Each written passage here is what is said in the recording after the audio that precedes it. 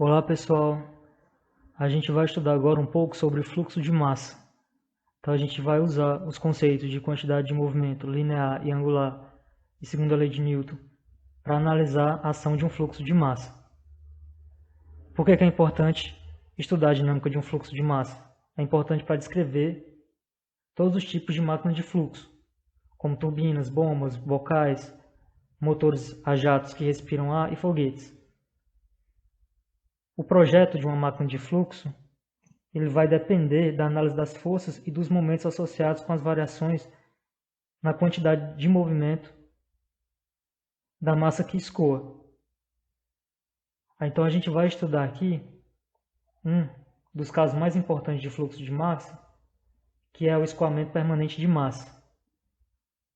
Nesse escoamento, a taxa em que a massa entra em um volume rígido, fixo ou móvel, ela é igual à taxa em que a massa sai do mesmo volume. Então a gente vai introduzir aqui os princípios básicos e equações de quantidade de movimento utilizadas em mecânica dos fluidos e no escoamento de massa.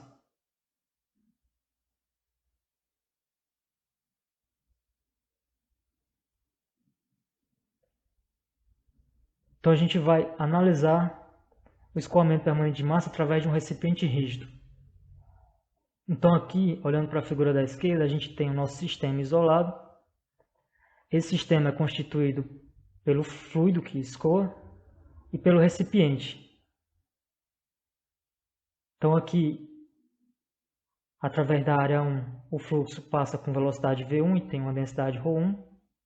E através da área 2, o fluido passa com velocidade V2 e com densidade ρ2. Então entra aqui no instante t, após o instante t mais ΔT, o fluido passa pelo recipiente e sai com velocidade V2. Então a gente precisa considerar todas as forças externas que estão atuando no sistema. O sistema é formado pelo recipiente rígido e pelo fluxo que escoa pelo recipiente. Então está mostrado aqui à esquerda da figura o somatório de F, que é o somatório de todas as forças externas atuando no sistema. Essas forças elas podem estar relacionadas com as forças exercidas sobre o recipiente nos pontos de sua fixação a outras estruturas, incluindo fixações em A1 e A2. Podem ser forças que atuam sobre o fluido no interior do recipiente em A1 e A2, devido a alguma pressão estática que existe no fluido, e podem também ser forças associadas ao peso do fluido e da estrutura, caso esses pesos eles sejam relevantes. Então, como a gente está trabalhando com escoamento permanente de massa, no qual a taxa de variação da massa que entra é igual à taxa de variação da massa que sai do recipiente, a massa que entra no tempo t é a mesma massa, aqui a gente representou na figura por ΔM, é a mesma massa ΔM que sai após o intervalo de tempo t mais ΔT.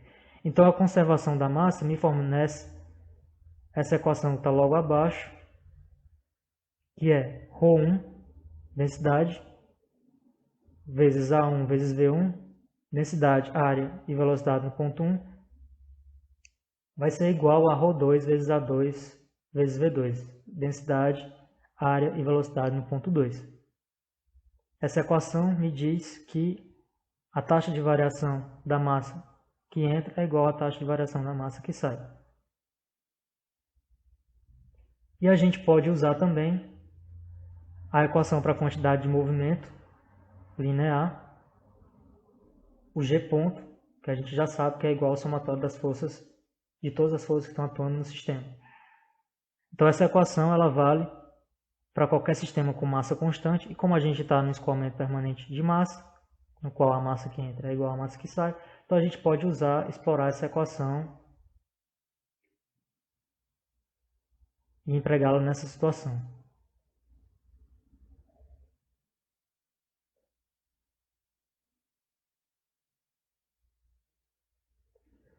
Então vamos encontrar agora, para o caso do escoamento permanente de massa, uma expressão para o G ponto. Analisando a figura que está logo aqui na esquerda, a gente tem uma quantidade de massa ΔM que passa pelo recipiente no instante de tempo t.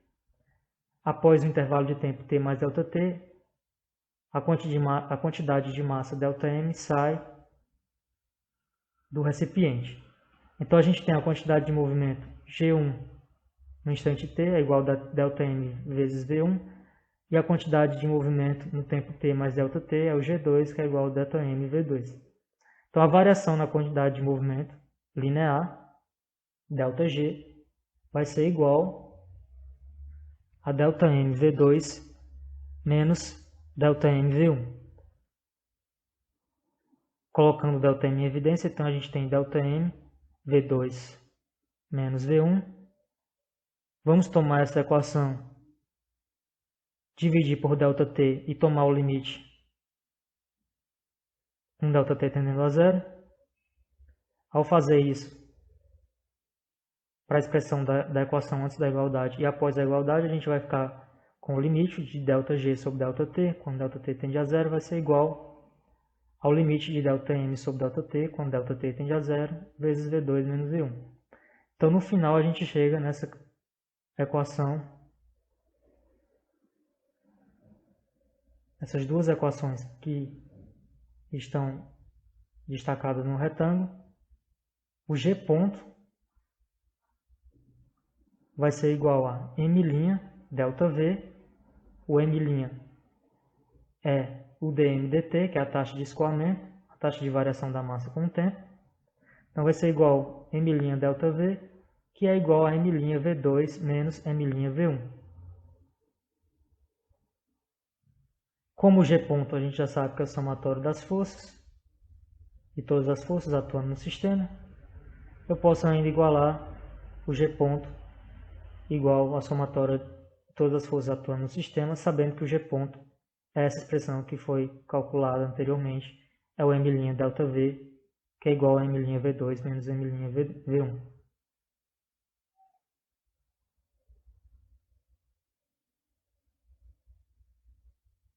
E da mesma forma que a gente fez para o G ponto, a gente pode encontrar também, para o caso do escoamento permanente de massa, uma expressão para o H ponto.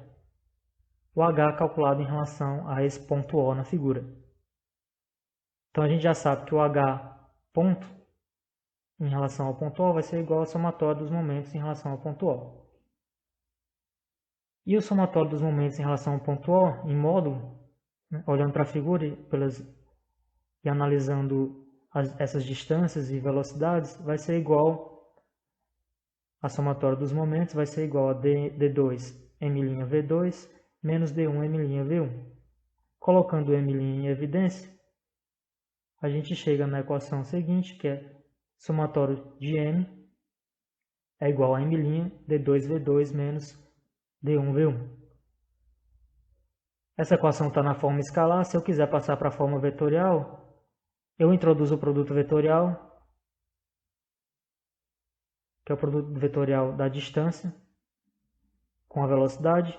Então eu vou ter que, para a equação do momento, a somatória dos momentos em relação ao ponto O, momento resultante, o vetor, vai ser igual a M' D2 vetor V2 menos D1 vetor V1. E como eu já sei que o H ponto é igual à somatória de todos os momentos, eu posso igualar o H ponto em relação ao ponto O à expressão que foi encontrada anteriormente ao M' vezes D2 vetor V2 menos D1 vetor V1.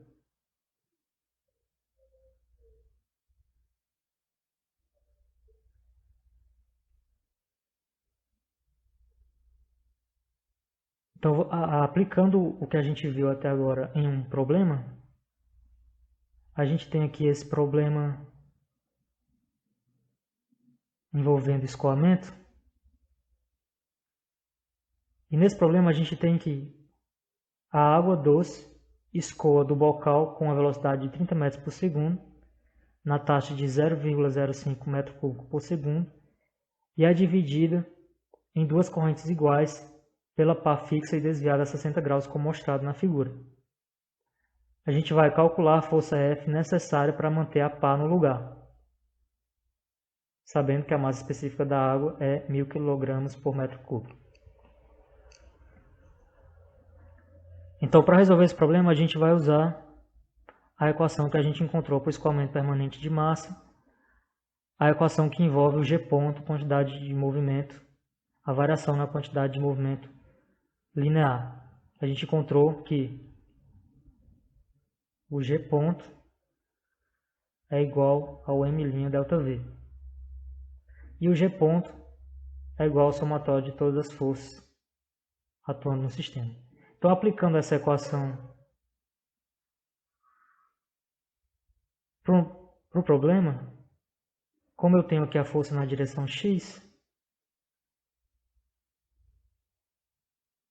eu vou ter que somatório de todas as forças na direção x vai ser igual a M' delta V x.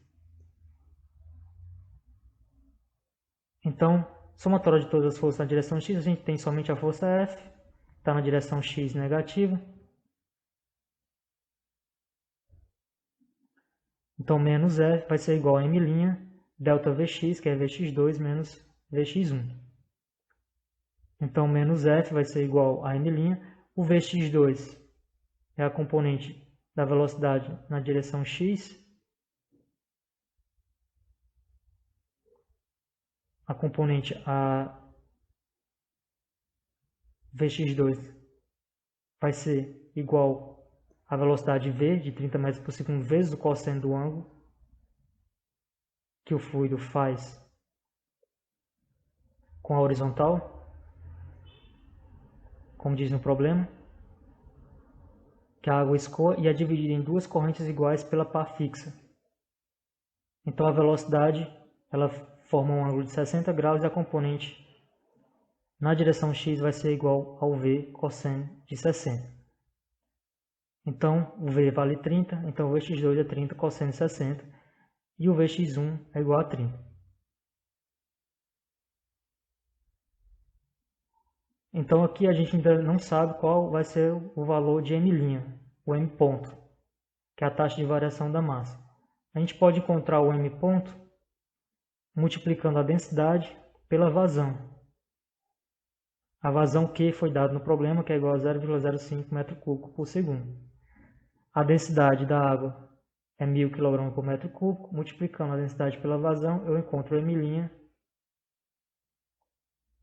que é 50 kg por segundo. Substituindo o M', então na minha equação eu vou ficar com menos F igual a 50 vezes 15 menos 30. Posso efetuar esse cálculo, então F vai ser igual a 50 vezes 15, então no final a força F vai ter que ser igual a 750 newtons.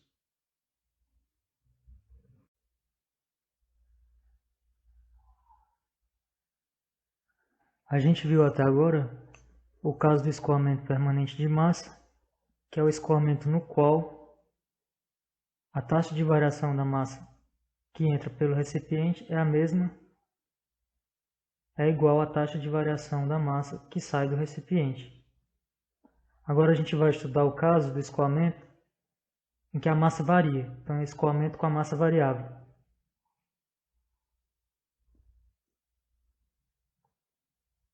Então a gente vai tomar essa figura da esquerda, e nessa figura da esquerda a gente tem um corpo de massa m com velocidade v, e esse corpo ele adquire massa através da coleta e absorção de uma quantidade de material que está escoando.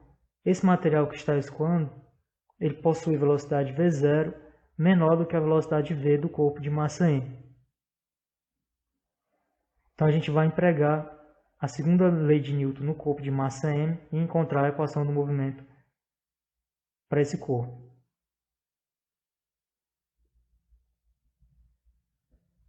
Então a equação de movimento para o corpo de massa m,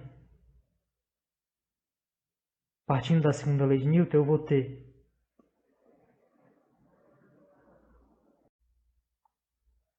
a gente tem somatório de F que é a resultante de todas as forças agindo sobre M na direção do seu movimento. A gente vai ter também a força R, que é a força exercida por M sobre as partículas no escoamento. Essa é a força responsável pela mudança na velocidade das partículas de V0 para V. Então essa força R, a gente pode encontrar a expressão para ela explorando o que a gente viu anteriormente para o caso do escoamento permanente de massa. Então essa força R ela é igual a m', que é a taxa de variação da massa com o tempo, vezes V menos V0, que é essa velocidade relativa U, que é a velocidade relativa com que as partículas se aproximam de M. Essa expressão para R a gente pode encontrar através do que a gente viu anteriormente para o escoamento, aquela equação que a gente viu para o escoamento permanente de massa. Na equação para o escoamento permanente de massa, a gente tinha que somatório de F é igual a m' delta V.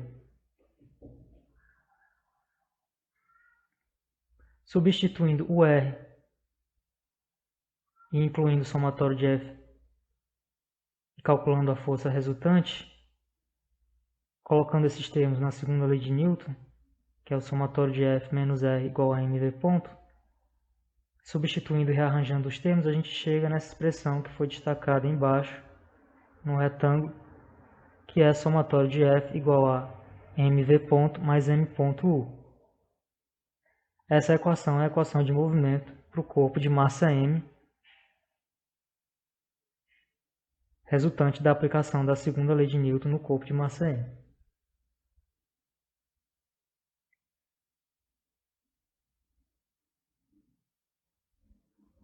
Da mesma forma que a gente pode encontrar uma equação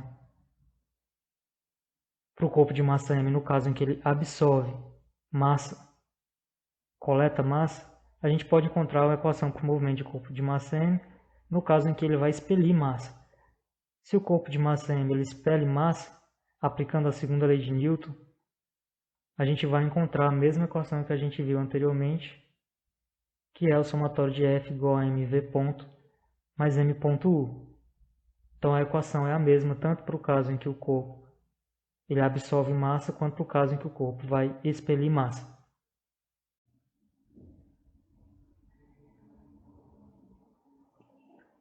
A gente vai então partir agora para resolver este exercício e a gente finaliza com esse problema sobre escoamento de massa variável.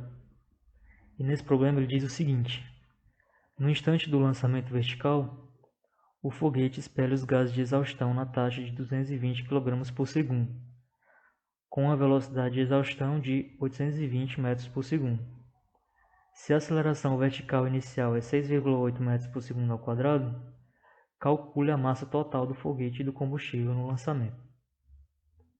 Então, a equação que a gente tem é aquela que a gente viu anteriormente, para o escoamento de massa variável. Somatório de F é igual a mv ponto mais m ponto U. E a gente então vai pegar os dados que foram dados no problema e substituir na equação para encontrar o que o problema está pedindo, que é a massa total do foguete e do combustível no lançamento. Então, o somatório de F é a força que está atuando na direção do movimento. No caso do problema, a força que está atuando na direção do movimento é o peso, que está na direção y negativa. Então, a gente vai ter menos m vezes g, que é a gravidade, então menos m vezes 9,81, que vai ser igual a mv ponto. O v ponto é a aceleração vertical inicial, que é 6,8 metros por segundo ao quadrado. Então, a gente vai ter igual a m vezes 6,8, mais m ponto U. O m ponto é 220 kg por segundo. E como o foguete expele os gases, então o m ponto vai ser negativo. Então a gente vai ter menos 220 vezes o U, a velocidade relativa, que é 820 metros por segundo, essa velocidade de exaustão que foi dada no problema. Então é menos 220 vezes 820. A gente pode efetuar esse cálculo, resolvendo esse cálculo, isolando a massa, que é o que o problema está pedindo. A gente vai ficar com 6,8 mais 9,81 vezes m, igual a 220 vezes 820, que vai dar 180.400. Então, o m vai ser igual a 180.400 dividido por soma 6,8 com 9,81, que vai dar 16,61.